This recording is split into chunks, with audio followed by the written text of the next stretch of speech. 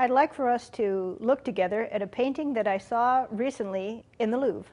It's a large canvas. Actually, it's more than 6 feet wide, and the figures are almost life-size. If you look at it, you see immediately that a man, fully clothed, is sleeping. He's exhausted, and he's lying atop a huge bundle. Near him is a barefoot woman, also fully clothed, and she sprawls across what is a horizontal composition.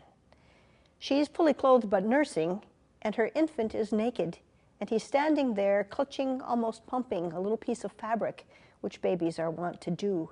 And he looks straight at the viewer. This is the artist's way of telling us that the child is the subject of this painting. Now we can guess that this is a family. They don't seem to be very well off. We don't see any servants or fancy clothes. We don't even see what's often in these pictures, a donkey or a camel or some other beast of burden. Although, if we look at the bundle, it looks like there might be some animal nearby. The family looks to be well and healthy, but what we see is a picture of weariness.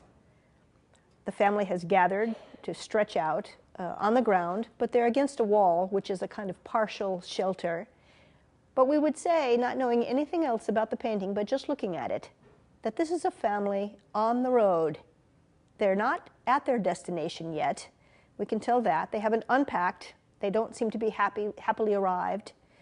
But there's dark colors used here, and if we look outside, and there's a kind of a window there, we see ominous clouds, and that tells us a lot about this painting.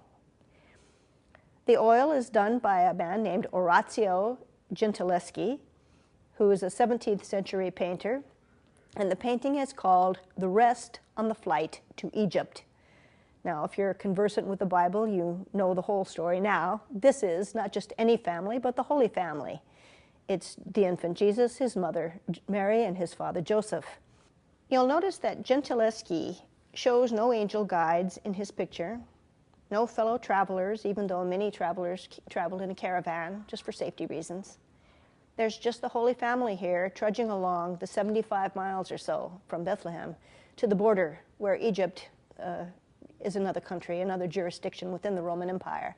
And the important thing is that there, once they cross that border, Herod has no more jurisdiction over them.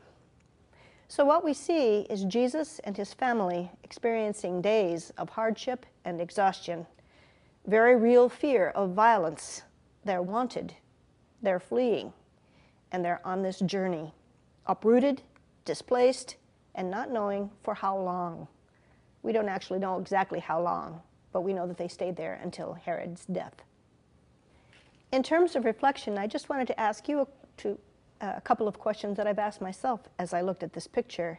And one of them is, have you ever had to pack all your things and flee, ever in your life? Have you ever experienced, even temporarily, homelessness or lack of a job? Have you ever been the victim of a disaster, a hurricane, a flood, a fire? Can you think of a difficult time that you yourself and your family have been in flux, not knowing how long this flux situation would last or how it would work out? Because it's the human condition. Millions of people in our world today are experiencing such things right now. And if they looked at this picture, they could see themselves. My question is, what about us? Can we see them in the picture? Do the figures of Mary and Joseph and the baby Jesus help us to see the world around us and those people who are experiencing life as one tough road? That epiphany, that way of seeing God in our world, could help us to really celebrate the feast. Happy Epiphany.